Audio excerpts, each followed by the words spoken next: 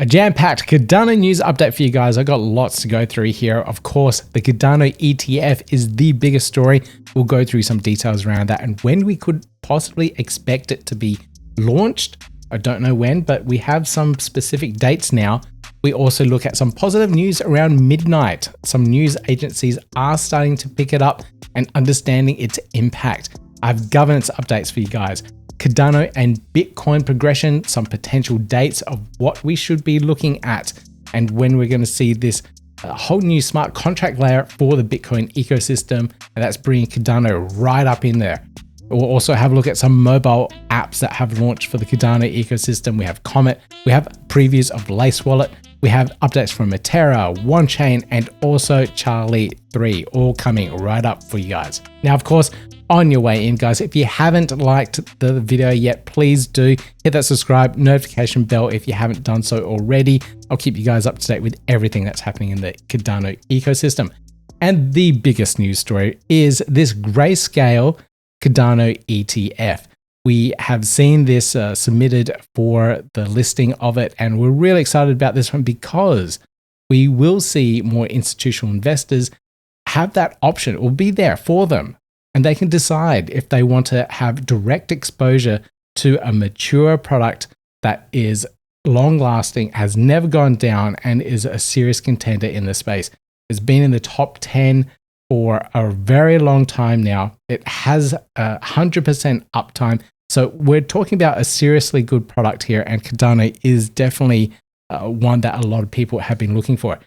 Now, Grayscale do have ADA as a part of their holdings, but it's a part of the Grayscale Digital Large Cap Fund.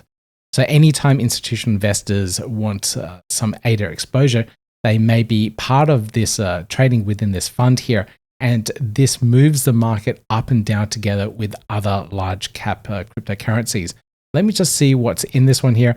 We got Bitcoin, ETH, XRP, Solana, and ADA. So the ADA holding, the amount of ADA is very low compared to the BTC and ETH. So they're going for a more risk adverse holding here, with Bitcoin being the dominant player and the most liquidity and most well-known cryptocurrency out there.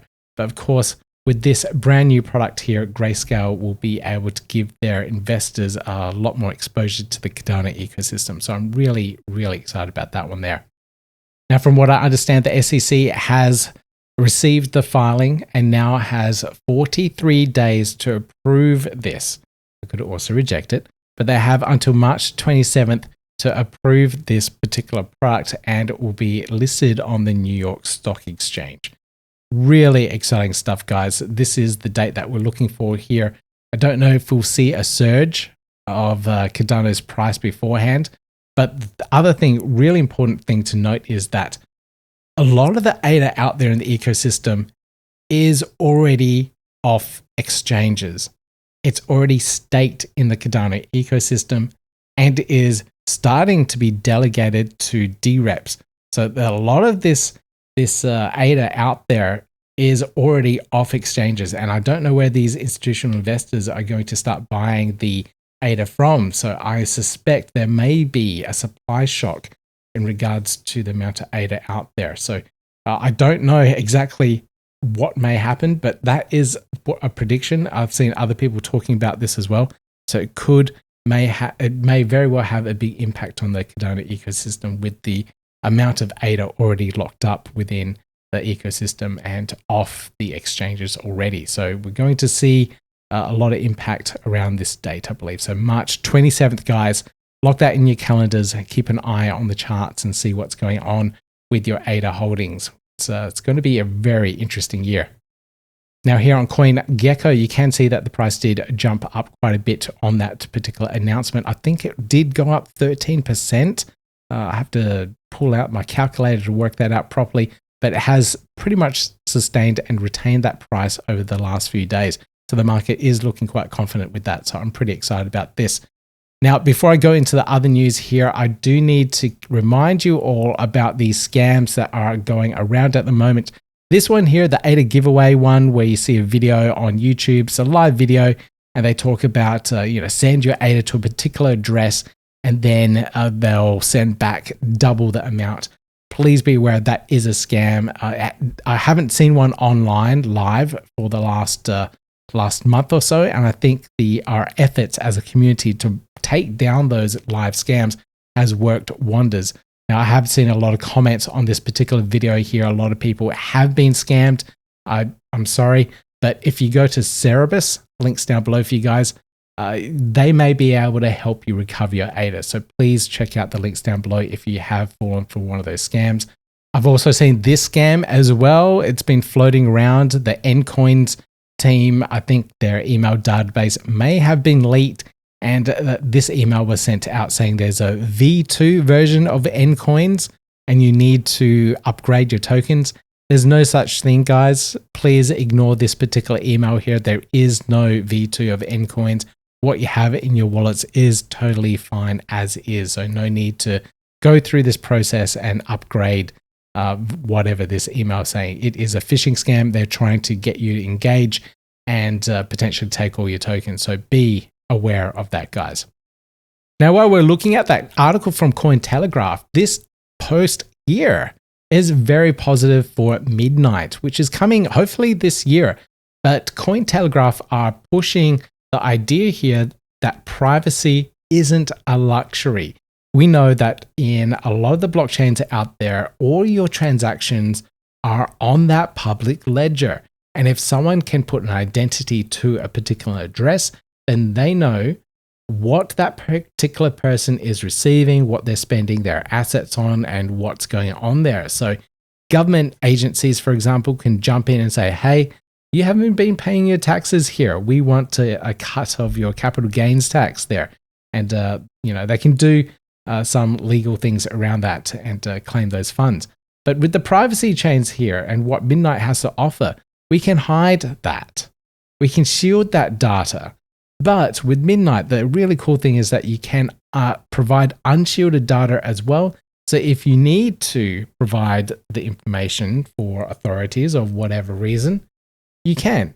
So Midnight is a highly flexible privacy chain which allows you the luxury of that privacy, but then also be able to comply with money laundering laws and whatnot. So it makes it a lot more appealing to use as a chain. So this is what Midnight is all about. And it's fantastic to see news agencies such as Cointelegraph start to cover Midnight as well. So this is one project that I'm really excited about. It's a product from IOG. So really good to see. I'll put a link down below for this particular article here if you want to learn and read more about Midnight. Now here's a governance update for you guys. And this one's pretty cool because the Cardano Foundation has voted in the recent change of the constitution. And this is from the interim constitution to the ratified one that was ratified back in December 2024. And the Cardano Foundation has voted yes for this one here, making it constitutional, and is pushing that one particular governance action through. So that's really good to see. Now, something else that the Cardano Foundation has been up to is a new bit of research with input-output. And this is a research paper around the exploration of how transaction fees shape blockchain security and user behavior. I thought this one's really interesting. I haven't dug too deep into this one yet, but really the future of blockchain fees and how it can influence a chain is very interesting stuff. And I will do a little bit of a breakdown on this one in a later video. But I thought this one was really interesting. The timing of this one coming out kind of ties into this brand new governance action that was just put on chain yesterday. And this was to look into the reduction of the Treasury Tax from 20% to 10% on the Cardano ecosystem. So anytime you do a transaction, there is a fee, and 20% of that goes to the Treasury.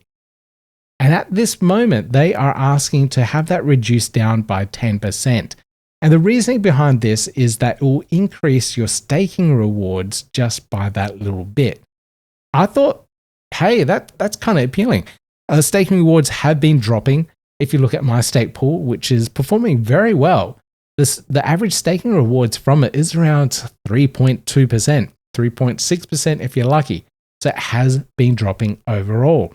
And having this tax reduced will allow staking rewards to go back to the holders just that little bit more. So that's kind of appealing.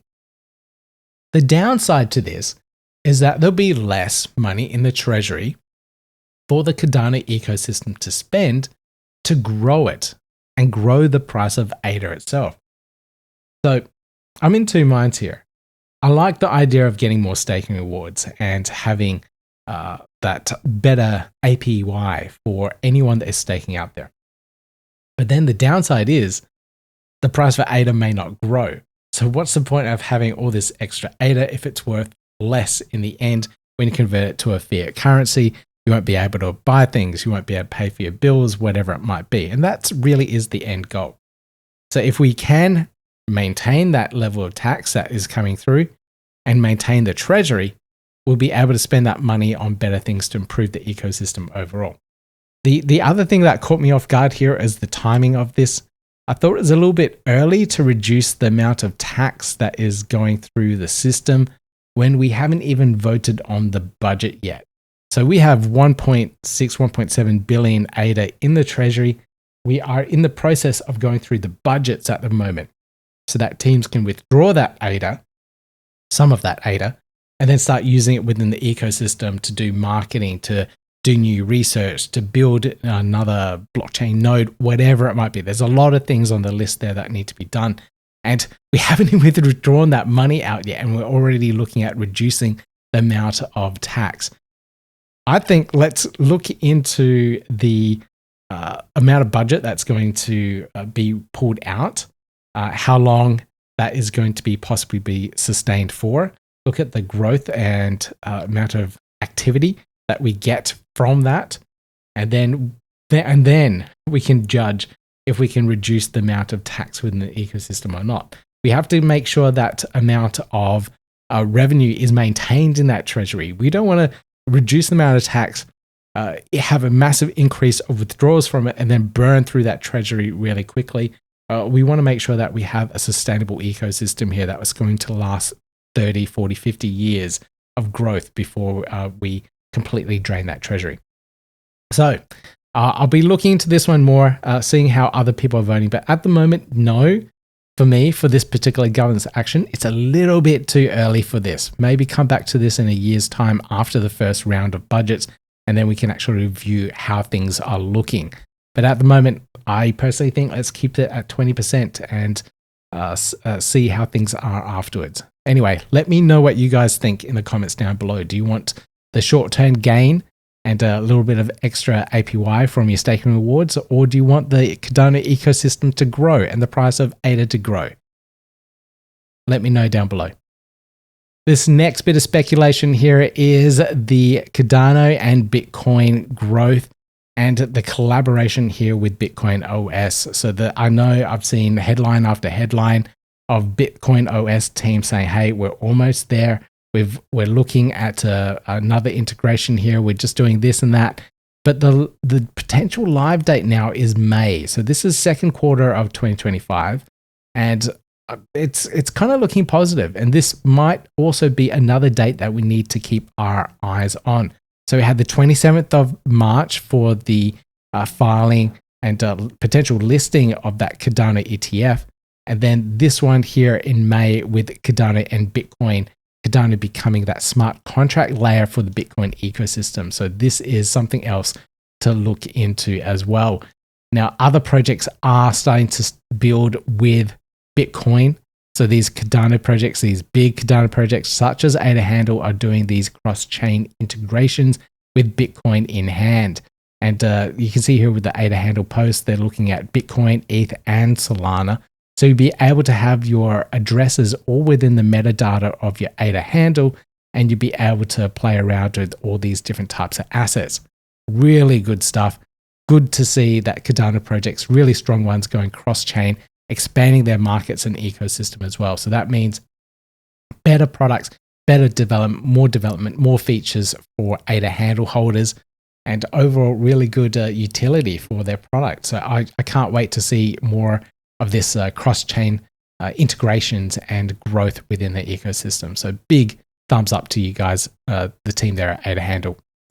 Now, this project here, I thought came out of nowhere. I didn't even know they were building this, but Comet DeFi, they're looking at building a really deep integrated trading experience for Cardano via the mobile. And they've released their iOS app, and you can try it out now. So if you've got an iPhone, you can download this, you can give it a try and see what the trading experience is like. I haven't tried it myself yet, but with the amount of growth that they had over the last couple of days, over 1,000 users. So if you tried this one out, please let me know what you think. I'm going to give it a try over the weekend and give it a review and see exactly what the trading experience is like. I'll put a little bit of ADA in there. I will do some quick trades and see how the app works. It might make it really appealing if I've got another option here to start trading on the Cardano ecosystem. Now, the other big project here that is building mobile app is Lace. Now, they already have a really good desktop experience with their browser extension for Lace, but this one here is taking it to the next level and making it that mobile experience. So Lace V2 is all about that mobile experience. You can see here from the video, it's looking quite nice, and I love what they've done with the layouts and the interface and everything there. It's like a little bit of a custom background here as well. So it's looking quite nice. Tokyo wallet is still my preference at the moment. It's my go-to wallet. But look at this. They're going cross-chain as well. We've got Bitcoin in there. We've got Matic. We've got Solana. So everyone in the Cardano ecosystem is thinking cross-chain. It's broadening Cardano to different ecosystems. And I think that's what's going to bring more users in. A lot of users out there have assets on whatever chain it might be, Polygon, Solana, and they want to know that they can use a Cardano app and then access the ecosystem that they're used to as well. So this is a really good move by all of these projects going cross-chain. Now, Butane is one of those projects that got really popular late last year. They had their token sale and started to drive a lot of adoption in their community. And this is a synthetic platform that's launching on Cardano, and it is getting really close. This is what it's looking like at the moment. This is the screenshot here. If you played around with the testnet, you'll be already familiar with this interface. It looks a little bit more tweaked here. I think they've added a few more things in, but this synthetic platform is a competitor to Indigo. So if you've been using Indigo for a long time, Butane may be a very strong competitor to it. Absolutely love some of the features that they have in it, and I've done videos on it before as well. If you want to see that, links down below in the top right hand corner for you guys so you can find out a little bit more about Butane. It's looking very close to launch at the moment. Another project that is very close to launch is Metera. Now, Metera are doing Cardano indexes. So this is tokenizing a basket of tokens, and it gives you exposure to multiple different assets, but all you need to do is buy one particular asset, and that will track the price of all of these tokens together. Now, they've teamed up with Cerberus. And Cerberus, I mentioned before, that they do that anti-scam stuff. They can track what's going on within the ecosystem and potentially get your assets back. But they are working with Metera to build the top 10 tokens within the ecosystem. And this is because their Cerberus's rating system is essentially the risk rating system is essentially looking at the potential top performing tokens within the Cardano chain. And that's really good for anyone that's coming into the Cardano ecosystem for the first time and not knowing where to go. They can get into and purchase this index and just get exposure to the top 10 projects and not worry about anything else. They can DCA into that particular token for the index every single week and get exposure to the top tokens. If something drops out of that top 10, the Cerberus team will be selling that particular token and buying the one that's creeping up. So, little portfolio management, things like that. And all I have to do is execute a smart contract and do a DCA, dollar cost average buy every single week, and I get exposure to the Cardano ecosystem. This is a no-brainer for me. I absolutely love indexes. I used to work for a project called Blue Shift, and they did indexes as well, but they were on the Milcometer ecosystem. So they had exposure to Cardano, but via that Milcometer bridge. So it's a little bit bit risky for some people that didn't like that risk level of risk there, moving assets to a different chain, a side chain for Cardano. So Blue Shift didn't do too well because of that. But here at Metera is another alternative where it's all doing it on chain within the Cardano ecosystem. So this is something to look out for. They've had their testnet going for quite a while now. This is their website here. This is the testnet. It looks quite nice. I've played around with this before. I've done purchases on here. It's been tweaked and upgraded quite a bit from then. So they've done quite a lot of stuff with it. And with this partnership with Cerebus, I'm looking forward to this one. Cerebus, love this stuff. Metera, absolutely love this stuff as well. Now, OneChain is probably the best bridge out there in all of crypto. I have to say they have the most integrations out there. They have a really highly decentralized chain, nodes that operate the network as well. So this is really appealing for a lot of people in the Cardano space because they want a decentralized ecosystem and something with a really strong history of security and uptime, and OneChain ticks all those boxes. Now, this is interesting what they've just released, and this is ADA is now live on Solana via OneChain Bridge. So you can bridge ADA tokens over to the Solana ecosystem and start trading over there. So if you're trading, like Solana's got some advantages, right? It does. It's fast.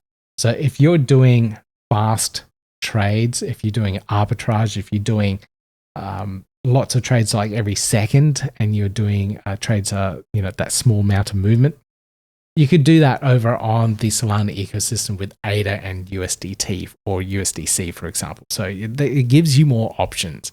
I don't know if I would bridge over some ADA over to Solana, but if I was over on the Solana ecosystem and I saw some news about Cardano potentially shooting up because of a new ETF listing, I would be extremely ecstatic to be able to just quickly gain that exposure to a Cardano asset. So this is really good. And thank you, OneChain, for supporting the Cardano ecosystem and bridging ADA over to their Solana ecosystem there too. So that gives more people options, and that's what it's all about.